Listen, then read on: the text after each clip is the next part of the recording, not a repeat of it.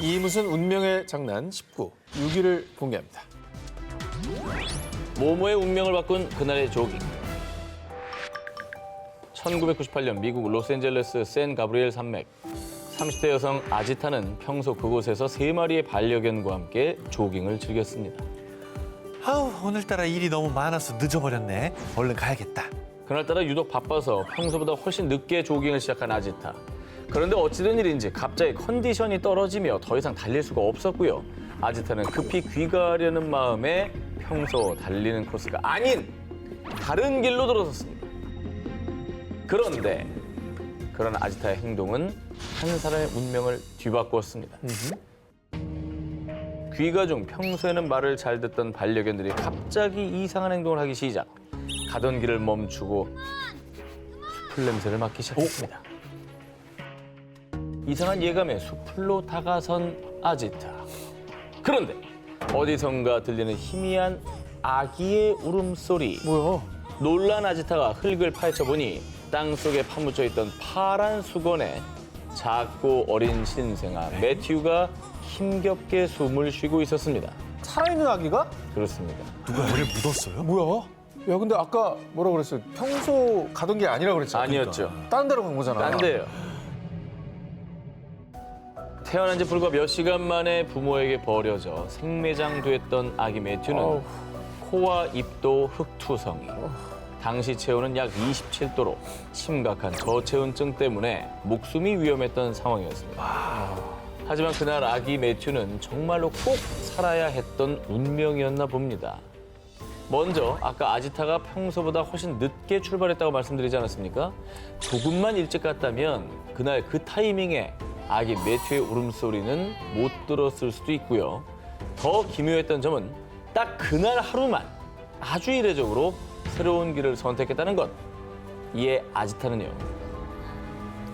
그건 모두 매튜를 구하라는 신의 뜻 아니었을까요? 그날 세상에 존재했던 수많은 경우의 수 중 이런 기묘한 우연과 선택이 모이고 모여 매튜를 구하는 운명적 결과가 도출됐던 것이죠.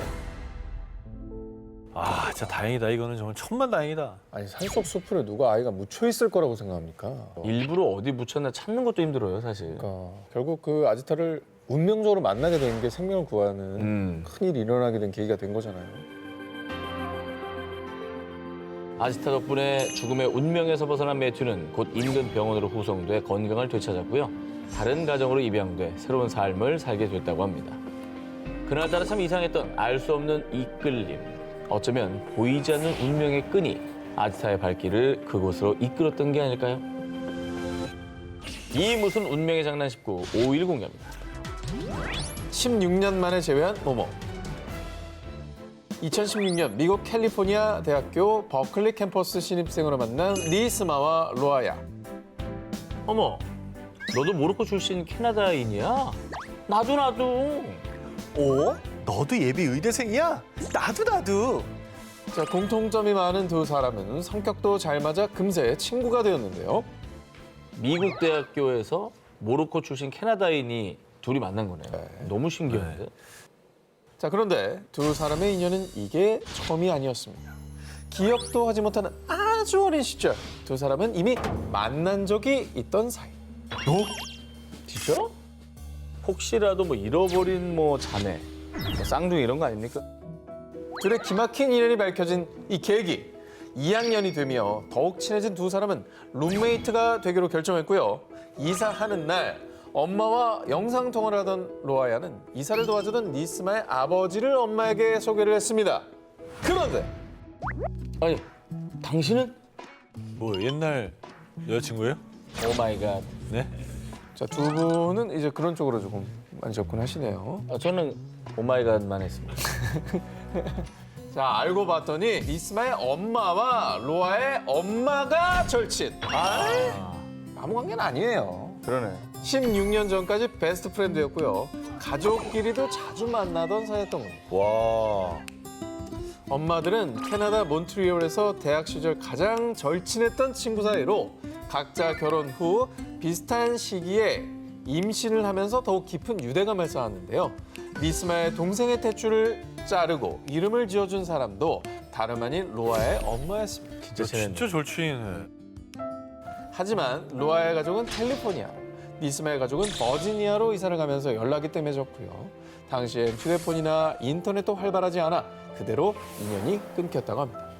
두 엄마는 SNS가 활발해지면서 서로를 찾으려고 노력했지만 실패한 뒤 이 두 딸로 인해 운명적으로 재회하게 되었던 겁니다.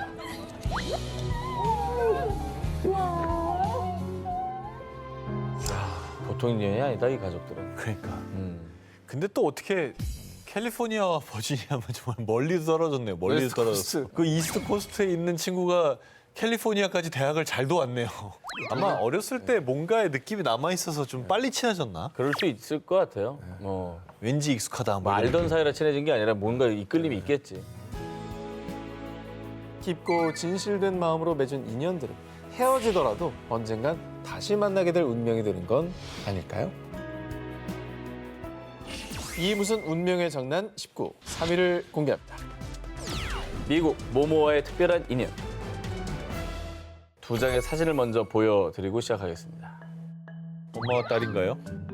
사진 속의 인물이 전 동일 인물 같아 보이거든요. 거의 진짜 이목구비가 너무 엄마와 닮았어요. 딸이에요, 동일 인물이에요. 근데 나는 웃는 입이 너무 똑같아서 어, 치열도 그렇고 동일 인물. 동일인.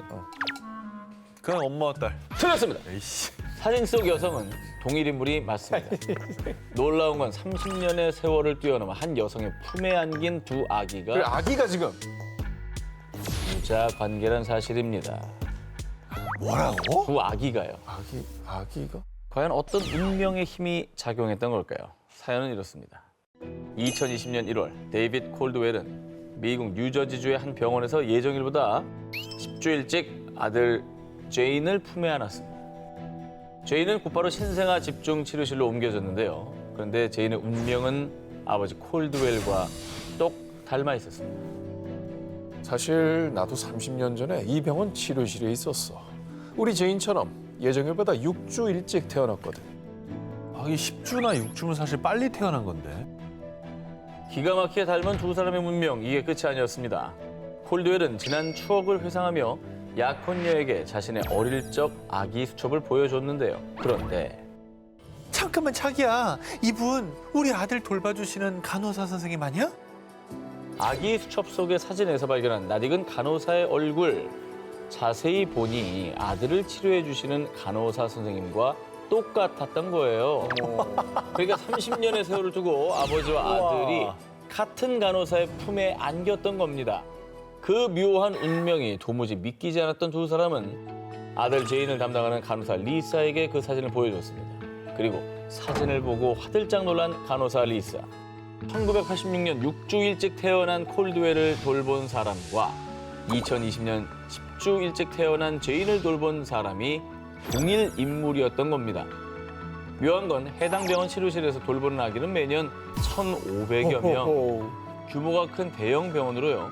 수십 명의 간호사가 조산아 케어를 담당하고 있는데요. 아빠와 아들 모두 같은 병원에서 조산아로 태어나 똑같은 간호사의 품에서 케어받을 확률은 과연 얼마나 될까요? 리사가 병원을 옮겼거나 아니면 조금 일찍 은퇴했거나 업무가 바뀔 수도 있거든요. 바뀔 수도 있고. 딴 병실로 네. 가고. 1,500명을 돌본다면 사실 미국은 뭐 이직도 훨씬 많이 하는 나라가 우리나라보다. 그렇죠. 귀한 인연이다 저것도. 30년의 시간을 넘어 콜드웰을 보살폈던 간호사가 그의 아들을 또다시 돌본다. 세상에 나온 특별한 순간에 나와 내 아들을 돌봐준 귀인. 말로는 설명할 수 없는 특별한 인연이 아닐까요?